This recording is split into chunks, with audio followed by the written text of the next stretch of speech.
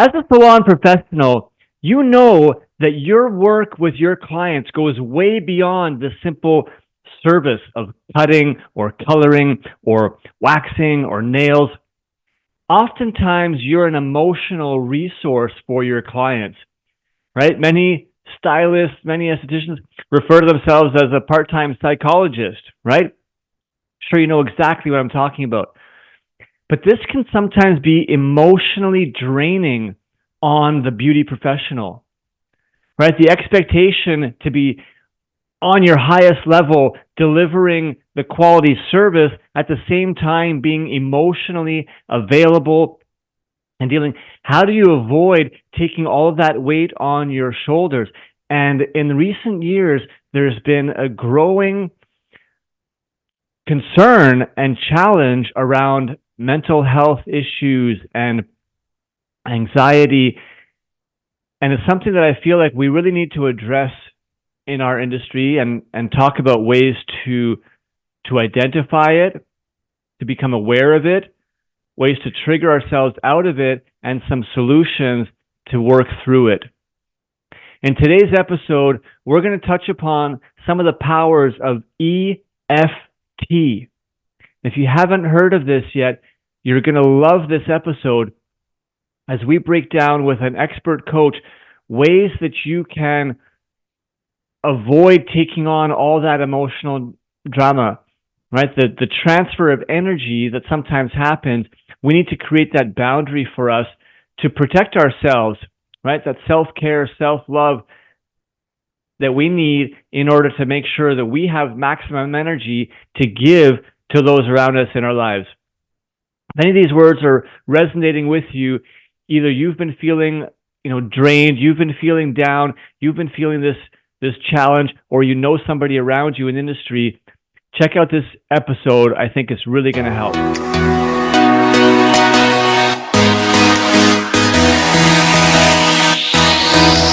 Welcome to the Salon Scoop, a podcast by Salon S.O.S. I'm your host, Scott Moon, the founder of Salon S.O.S., and I'm obsessed with helping salon professionals live their best life. In this show, we shop talk all things salon to bring you real-life stories, debates, entertainment, and inspiration to help you find happiness and success in this beautiful industry. If you work in the salon industry in any capacity, this podcast is open to you. So set down your scissors or rinse out that toner and let's get into it.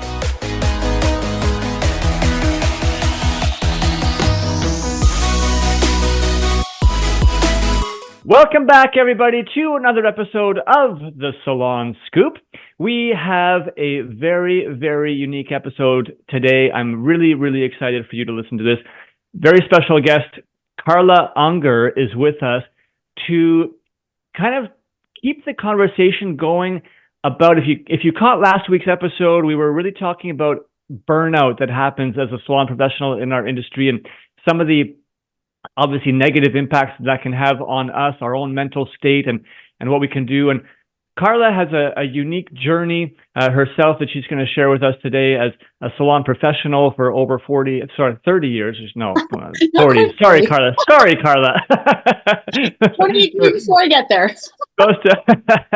close to 30 years. But you know what? She looks like she's only been, possibly doing it for maybe 10 because she looks so young. Did I save myself? I will take that. I will take that. Love it. But she's also evolved her career to help other salon professionals in the space of wellness, self-love, self-care. And we're going to be delving into all that today. So Carla, I wanted to just first and foremost, thank you so much for taking the time and having the willingness to really be authentic. I think we're going to share some open, important, discussions here today. And thanks for being with us. Oh, you're welcome. Thank you for having me. Really excited to be here. Yeah. Why don't we start by taking us back just a little bit into your journey of tell the audience sort of how you got into the crazy salon world in the first place.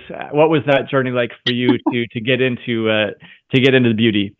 It's a funny question. Not a funny question, but it's a funny answer that I'm going to give you because, quite honestly, I never actually thought about ever doing hair.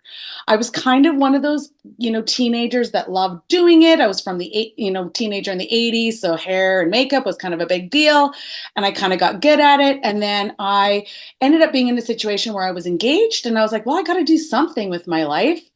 Let's do hair. So I thought it was something that I would just do for a little bit in an intermittent piece until I could figure out kind of what I wanted to do with my life. I was 21 years old, and here we are 30 years later and loving it. Yeah, well, it's funny. I mean, we typically, get all of our guests to share their background story, and it's amazing for me personally, and anyone who's listened to a lot of our episodes. Everyone has a different way of how they kind of got into the industry, and there are some similarities, like you said. Oftentimes, people, thought, okay, they might do this for a year or two, just something to sort of get into, and then they just kind of expanded, grew, loved it, and have had amazing careers in this beautiful industry of ours. So I love those stories.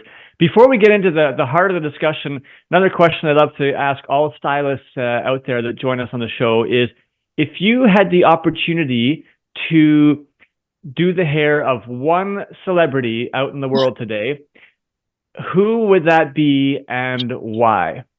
Oh, no. Oh, this is a hard question. Um, like the part of me that's like, well, I should probably name someone that has this gorgeous head of hair and see what I could do with it. And then the really ego, surface level of me is like, well, it would be Chris Hemsworth, because who wouldn't want him in your chair for about a hot 45 minutes? So that would be my answer. Let's go Fair, shallow. Let's go really fair, shallow.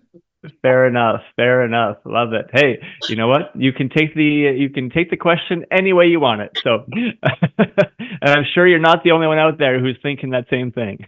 I love that question. Great. Nice.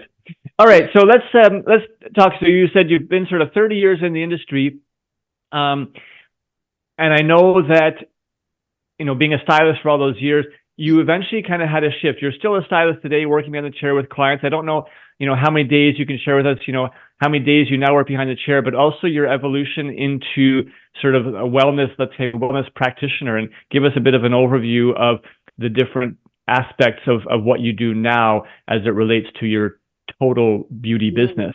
Yes. So I am 4 days a week behind the chair. As I'm finding I'm getting older, my body is getting a little more tired. And so I shifted down to a little bit of shorter days.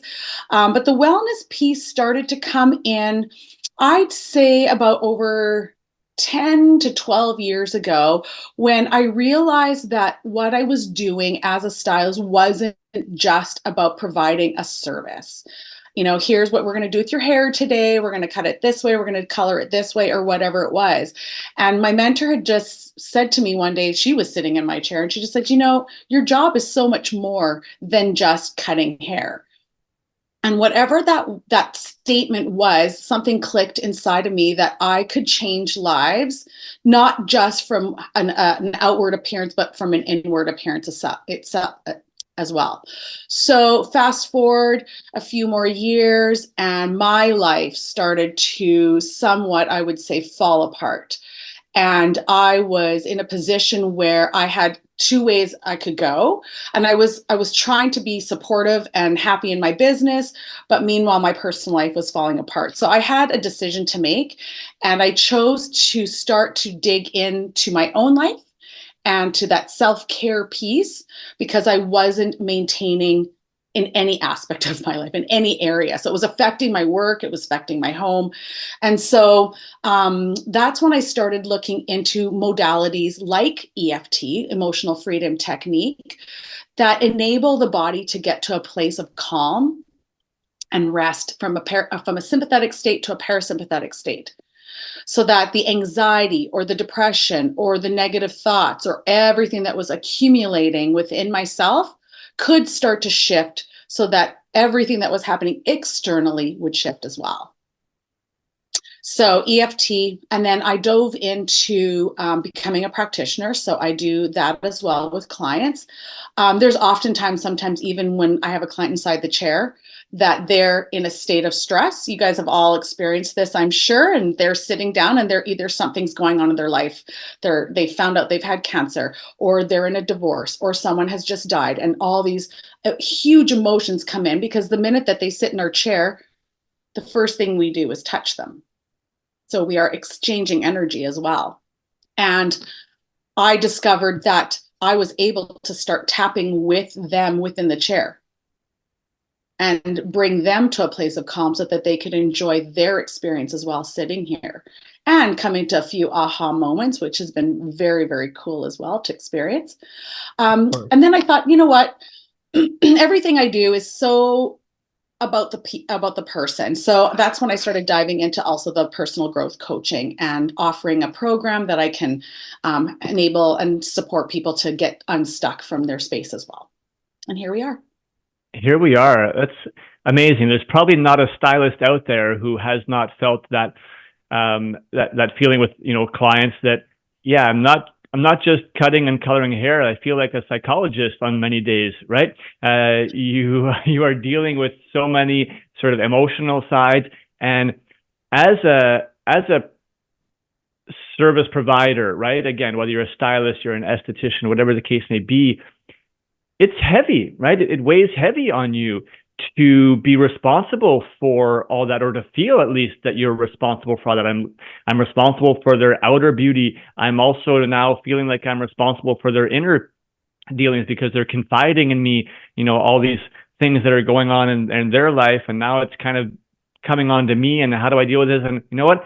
I've got my own shit, that I'm dealing with also, which is tough, and it becomes overwhelming. And I think that we've really seen a rise in our industry over the last few years, especially, through the whole pandemic, that, mental health issues and concerns have been on the rise. And I think in our industry, it certainly is prevalent. I just don't know if there's really been any types of resources put in place to help, service providers, beauty professionals, to properly deal with this. What's your perception of that over the last few years? Is this something that you've seen kind of a rise in our industry, and where do you think that's really stemming from the most? 1000%. The pandemic, I think, exacerbated what was already on the move and happening. I think with the pandemic, the one thing that everyone in the world can share is that slight PTSD of the experiences that we each had within the pandemic.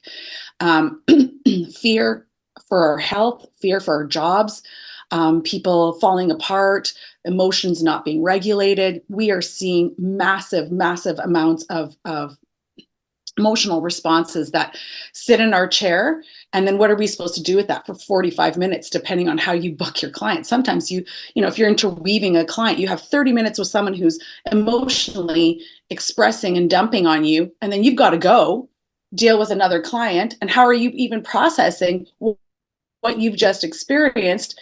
And you're going to have to now set up and restart and reset for the next client, and nothing's being processed. So you end up in the staff room, and you're miserable, and someone comes in and says something to you, and you don't even know that you're even snapping at them because you're so emotionally exhausted by this point, and it's only 12 noon. So we are just seeing such a rise in people's emotions. We're seeing a rise in a safe, needing and wanting a safe space. So I have been often criticized in the industry for making my business very personal. Most of my clients, to be honest, have been with me for over 20 years of my 30-year career, because they have realized that they come into this space and they seek a haven, and they can express what they want. The key is learning how to not take on that energy as the stylist. So we can't take things personal. Yeah, how do we do that? I'm sure that a lot of, I've been sitting here just sort of like nodding my head. I get it, the scenario that you're talking about, and I'm sure that every listener is saying, "Oh my gosh, like that is exactly how I feel on many, many occasions." Like just this burden and the whole, like you said, the reset. You're on to the next client and you're go, go, go, and then Mhm. you just go to the back room and you're just like, oh, and it affects your mood. And so how do we not let it absorb into us, right? What are some tips or Yes. tricks that you have? So oftentimes, I'm very careful with my own space when I'm touching a client. And sometimes some people suggest, this is just a suggestion, but some people say, like, I just create myself a little bubble, like a snow globe, and I just don't allow that energy to cross over. But we know that as we physically touch people, that's not the case. Oftentimes you'll find me in my own back room. I'm a stylist of one, so I'm in my little closet mixing up color, and you'll catch me just tapping on my collarbone. The collarbone is a beautiful place to tap. It's one of the pressure points in EFT. It is directly linked to our adrenal glands. And for women especially, cortisol lives there. So our hormone that creates stress in our bodies is in our adrenal glands. So we can tap on that collarbone, and it's just quick, and I can bring my body back down to a place where I'm not heightened. I'm in a parasympathetic state of calm. Clarity is now fresh in my mind, and I'm able to discern what is their stuff and what is mine. Because oftentimes too, we can find ourselves being triggered by some of the comments they're saying too, right? And all of a sudden you're like, oh, I'm down that road too, and you find yourself, both of you, kind of going blah blah blah blah blah blah Yeah, blah you blah, feed off of you and then feed you off of each like, other. totally, and then they leave, and you're like, what just happened? I'm so tired, right? So we have to be careful on taking on and be careful on what is owning of our own triggers and what our own experiences are and what is theirs. And we can't do that when we are in a sympathetic state, when we are in a heightened state of stress. It's too difficult. Everything in our body is working simultaneously to protect. And therefore, we can't strategically, with clarity, think, oh my goodness, this isn't mine to take.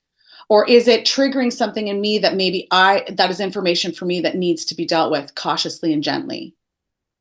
So, what I'm Yeah, finding our right now instincts our is, instincts take over, right? yeah, It's that the fight. Is yes, it the fight or flight sort of instincts that will kick yes. in?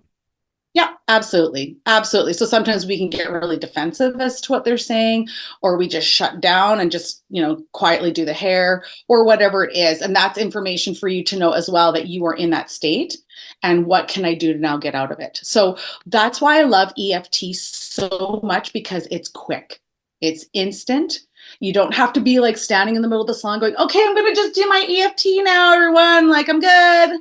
You can go quietly into a room and just tap on your collarbone point and just give yourself that little gentleness space. I hear you, body. I know you're tired. I know you've got this. What she's saying to you is really triggering me right now, but I don't have to take that on right now. You're an amazing person. You're giving a beautiful gift to that person that's sitting in your chair. And we're just going to table that for right now. And I'm just going to hold space for them and not take it on. Whoosh, right? And we bring that place of calm to our bodies so quickly. I like how, and I want to point this out to our listeners, I'm sure that you all felt it too, how her voice and her intonation completely changed there, just as she was doing that demonstration exercise. And I felt it all of a sudden, the calmness. And I guess that comes with practice, Carla, that you're Mm-hmm. able to sort of do that for yourself, because again, when you're all emotionally sort of riled up, it's sometimes not natural for us to just be able to calmly talk to ourselves. So No. as with anything, if you are looking to change your behavior, it has to start with being aware of where you are, so catching yourself and recognizing that you're in a certain state, right? Do you have any advice or tips on how to actually have that recognition and awareness phase to allow us to pull back and sort of then practice the techniques to sort of bring ourselves back to calm? That is a great question. That's where I do believe practice is essential. Even just listening to this podcast, you're going to start to think. The awareness has already been created. The pause is one of the best things, because when the one thing I find with hairstylists, they aren't as connected to their bodies as maybe they think. They feel the pain, but we ignore when we're hungry, right? We don't have time to eat. We ignore when we have to go to the bathroom because this color's got to get on. So we are very, very disconnected to our bodies. So I would encourage movement of any kind to incorporate into your daily routine. Moving the body, creating that awareness that you are one with the mind, right? The mind body connection. Um, Outside of that, it is really doing some of the work. It is really doing some of the work by listening to podcasts like this, by diving into understanding where triggers, our personal triggers come from, by connecting to our body with either EFT or meditation or yoga or whatever those things are. And in time, that awareness will become heightened. That much I can promise. So it does take a little bit of practice, but like, again, you're listening to this podcast, you're already starting to go, oh, okay, I didn't know that, but now I do. Now there's an awareness. So Yeah. that pause in that moment when you're in that place of heightened state, and maybe within the salon, you guys can have an accountability with each other. Hey, Rachel, notice that you're feeling really flustered. Are you good? Like, do you need to take a minute? Hold each other accountable, be a team, be in that space together. Understand that sometimes things aren't personal, and sometimes people are just having a bad day and it has nothing to do with you. Creating that awareness within ourselves. I love And the that. only person that can do the work is you, period. Yep. I love that. Just the act of thinking about it, talking about it, and practicing it does raise your consciousness and awareness and looking out for it, as a starting point. Let's back up a little bit and go maybe, the 30,000-foot view of EFT.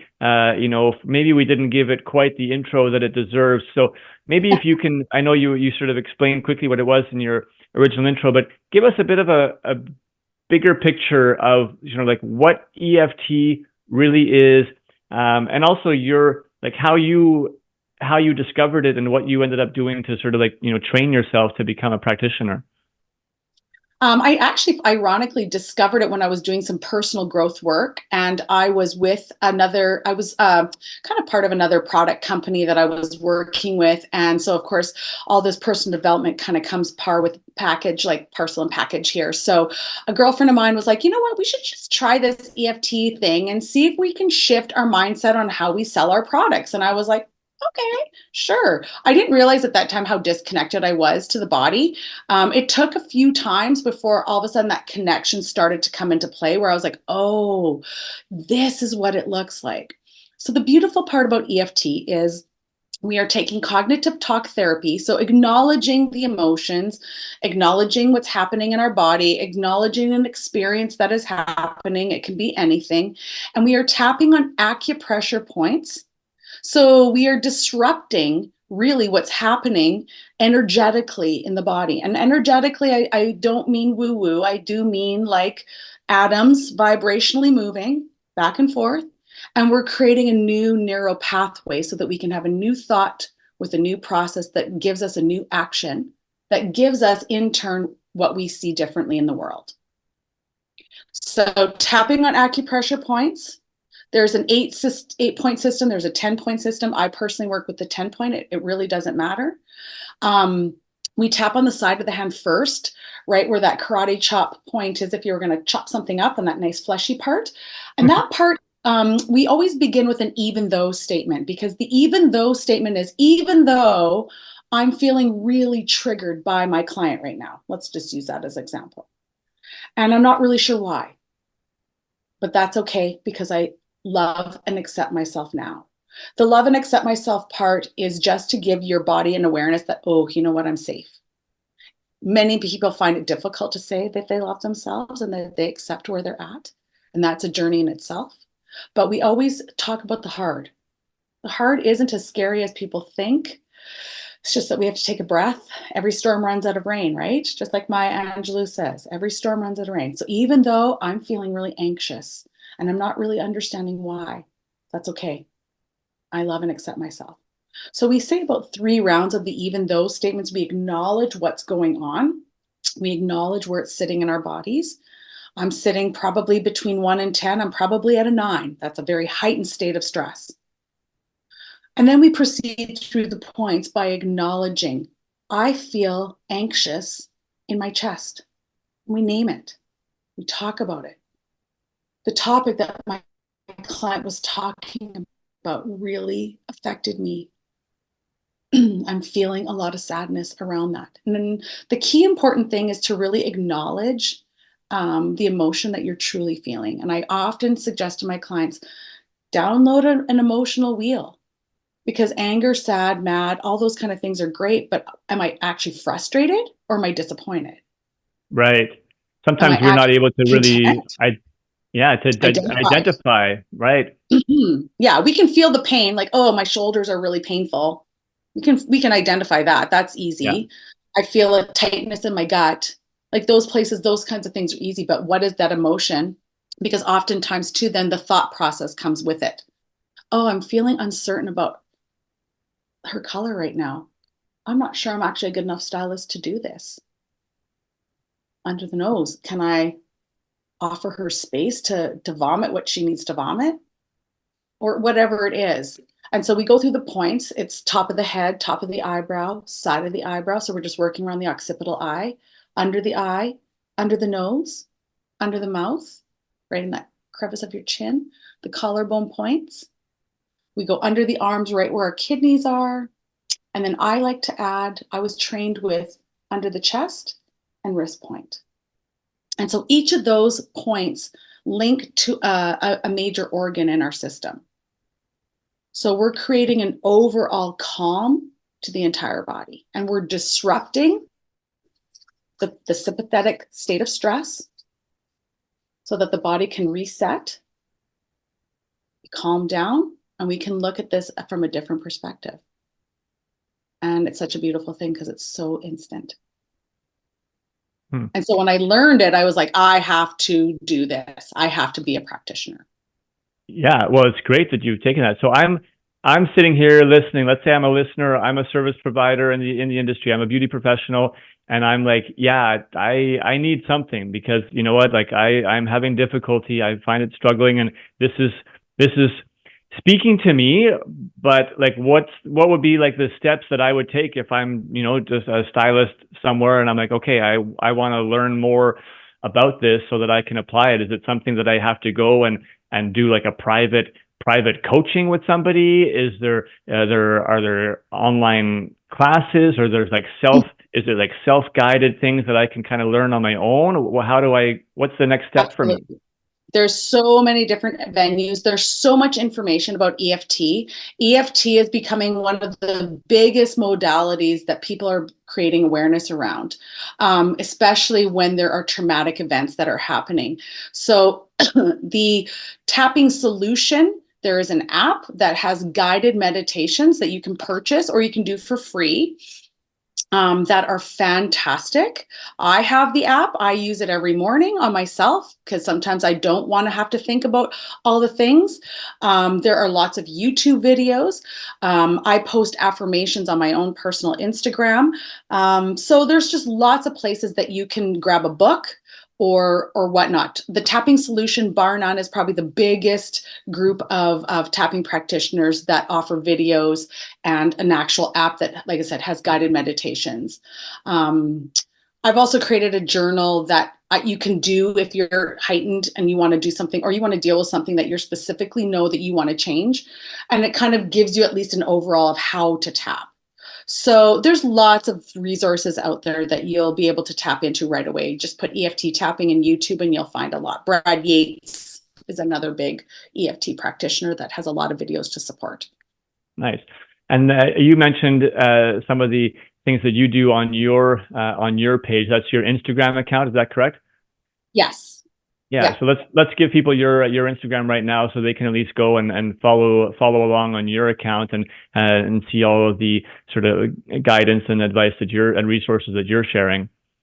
Absolutely. Thank you. It's at Carla with a C underscore Sardina, SARDINHA underscore Unger, UNGER. Super. And we'll include that in the show notes as well, so people can check that out. I think getting as many resources as possible is great.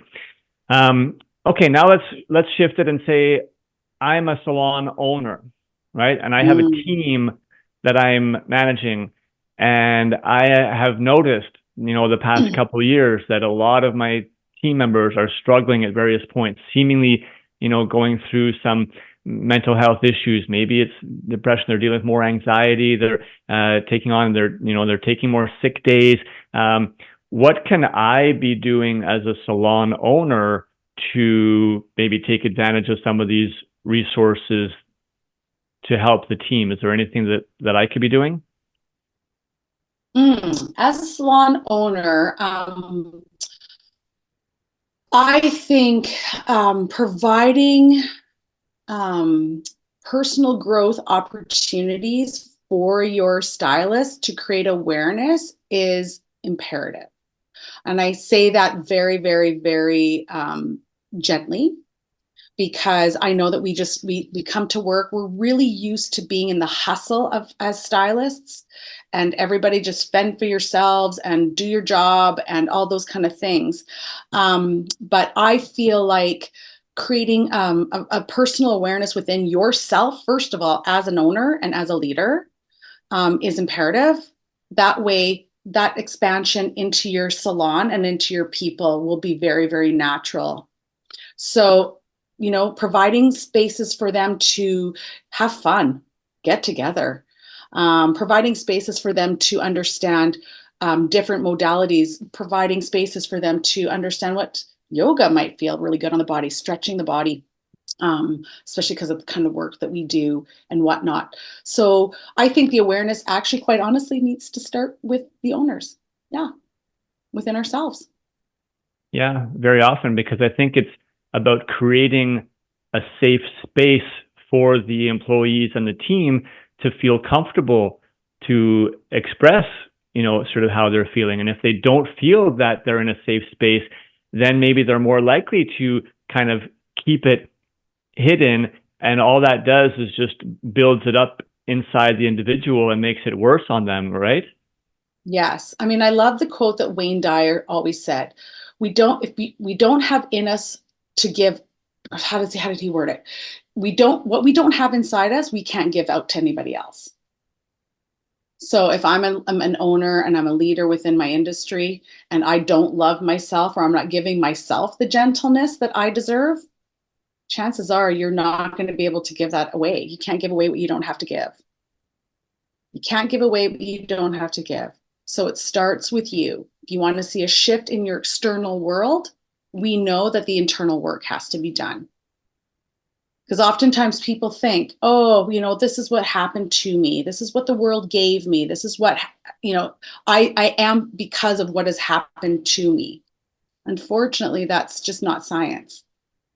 What we think and feel creates an action in us that gives us what we get back. That's a hard one to swallow, I know. Yeah. Takes a little bit of pride swallowing and a little bit of like ownership and responsibility for how we behave and how we think and how we feel about ourselves within. And that's where healing happens. And when we are healed as people, we can spread and expand that healing to the people that are in our chair because our understanding of how everything works, we know that what we can and can't take on. We know what is ours and what isn't ours. We know that when someone snaps at us, it's probably not about us. So we carry on or we offer a space of compassion and gentleness for that person. And then we get to go home while we might feel tired, we're just not depleted. Because we know that when we come home too, we're going to do what is necessary to fill our cup. So after a long day in the salon, on Wednesday nights, I dance salsa for 2.5 hours. Nice. That's my that is my fill up my cup. And it's halfway through the week. And so then I get the next 2, 3 days in the salon where I'm totally pumped and energized. Nice. Well, That's just on the side. That was a free tip. and everybody has to find that outlet for them, right? And to recharge. I can't be more in agreement. The way that you are, your energy, right, is going to be contagious. So if you're in an environment, even if you're just like yourself working one on one with clients, if you are, in a positive state, then that energy is going to translate and your clients are going to have a positive experience and they're going to feel great. Whereas if you're in a downer mood, that's going to translate. And equally, the client can shift their energy towards you, if they come in and they're really down and you allow it, right? And you don't practice these techniques and you allow it Yes. to infiltrate you. So we just have to be really aware of that. And if we can focus first on ourselves, I think that's really important. Like you said, you have to fill yourself up first, have that self-love, that self-care. Fill yourself up with the positivity, with the good energy, with the physical get energy, with gratitude. Yep. And now we can hopefully make that the contagious part, which is spreading positivity as opposed to the other way around. And if you don't put that little bubble that you referenced earlier on, then we can allow the negativity to potentially seek into us. So build a strong bubble with yourself, and that's all through repetition, I guess. Now you do you 100%. said personal growth, personal development, coaching as well. How does that Mhm. intertwine with EFT, and what does that kind of look like? What do you focus on? So the focus is the 11 pillars that keep us stuck. So this program I didn't create. I'm kind of the person that's like, you know what, if it ain't broke, why fix it? So this program was created by a psychotherapist out in California, under the name of Whole Wellness Psychology Method. And what I love about it is walking through, and they create this awareness where we talk about ego versus right mind. What does that look like? We talk about quantum physics, the actual act of energy in our bodies. We talk about emotions. We talk about thinking, and we talk about how it sits in our body. And all of that translate into our spirituality. It translates into interpersonal relationship, and it translates into manifestation, and it translates into all these things that empower us to create success within our lives. So that part of the business I really do am very, very passionate about because it is crossing over every day into my salon work. And the cool thing is, I know that when I was going through my very, very hard time, I lost a lot of clients because my energy vibrationally was sitting very, very low. I remember, I think I lost about maybe 8 to 10 clients one year, which was crazy for me. Like, I'm one of those people that pre books everybody. I would be booked 6 months in advance. And to lose that many people, that was a little bit of a rude awakening to the state that I was in. Now, Mm. fast forward, shifting myself into that space, I've gained double of that back. In fact, I've had to close my clientele down because I can't physically take any more people. So you can see it even shift, and it shifts in every aspect of your life. And it doesn't mean that you aren't going to go through hard things. Trust me. Every day, sometimes I have to battle those same thoughts about myself after 52 years of life that have been with me for that long. And I battle it and I battle it and I battle it. But the battle becomes less. Let me put it that way. That shift between that ego state of like selfishness and disconnect and discord has shifted into a place of beautiful right mind where there's a gentle love for myself, which means that I can then operate out of love instead of fear. Fear sucks. Let's be honest. Yeah. We deal with a lot of fear. There's a lot of I think, fear, I think but the everyone can opposite agree of with fear is that. love. Yes, exactly. So the opposite of fear is love. And like I said, the only place that you can love yourself is first you, and then move that outward. So yeah, Love that. there it is. Love that. Carla, I want to take just a moment to acknowledge you for the amazing, work that you're doing. Obviously, you've gone through a whole transformation yourself and a recognition, over the years, and taken on the desire to not just focus on helping yourself, but now helping others, right? By taking the knowledge that you've acquired, the techniques that you've learned, and sharing that. And I feel that you have a very open, transparent and just kind of willingness to share in a very authentic way. And I think that our industry, can really benefit from that. So I want to acknowledge you for, the energy and the efforts that you're putting out there. We're grateful to have you on the podcast with us today to be able to share some of this information. Hopefully it resonates, with people out there to, start their own journey a little bit, right? To learn more about this, to discover more about how they can take better care of themselves, ultimately through some of these resources. So I encourage everyone to go and, follow along with Carla on Instagram. It was at Carla_Sardina_Unger, as we outlined earlier, and we'll have that in the show notes so that you can check that out and click. There's a lot of great resources there as well that you can have. Carla, before we let you go today, we do have one question that we do like to ask all of our guests, and given your experience in the industry over all these years, if you were able to go back 30 years into the past and give yourself one piece of advice as you were sort of starting out in your career, and this would be equally relevant to somebody else in the industry who's maybe new to the industry today or looking to do a bit of a reset for themselves in this industry, what would be one piece of advice that you would give to people today to be successful and get the most out of this career? I love that question. I would say, don't give advice always. Sometimes silence is the best. I think you just have to realize that you don't have to fix everyone that sits in your chair. And that's okay. Sometimes they just need a space to just vent, share. And I think that would have changed a lot of things for me 30 years ago. I had such a desperate need to fix everyone and to make sure everyone was okay and to make sure that they were okay, because then I'll be okay if they're okay. You don't have to do that. It's not our job always to fix everyone.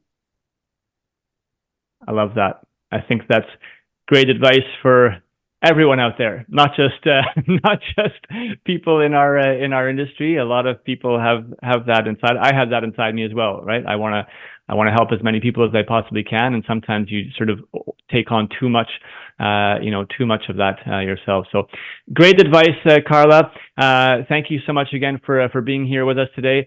I hope that our listeners, really gained a lot of just maybe had a little bit of a light bulb spark and say, hey, I want to look into this more. I wanted to find out a little bit more about this EFT. I want to discover how I can do that. So take all the advice that Carla shared and go on your own path of discovery, everyone. Take it with you. Share this episode with those that you feel are kind of down, maybe struggling with some personal issues that could really benefit from this. If you spread the love, starting with yourself, that's what we're trying to promote here. So share the love, be grateful, go out there, have a wonderful day, everyone. Remember that today is a great day to be alive. Amazing. Thank you.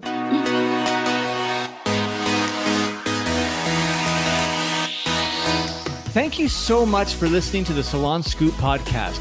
This show is produced by Salon S.O.S, a digital marketing agency by industry professionals for industry professionals. If you want simple and affordable solutions for any of your salon marketing needs, such as websites, client loyalty, Google search rankings, social media, or more, come visit us at salonsos.ca or on Instagram at salon.s.o.s. If you want to hear more episodes like this and help us continue to bring the industry great content, it would mean so much to us if you would support us in one of the following ways. Either share this episode with one other industry professional, and rate the show on Spotify or write us a quick review on Apple Music. We want to hear your feedback. If you have follow-up questions or ideas for future episodes, please reach out. DM us on Instagram at salonus.s.o.s or hit us up on our website again at salonsos.ca. Again, thanks so much for listening. Now go get your hustle on, keep smiling, and we'll catch you on our next episode.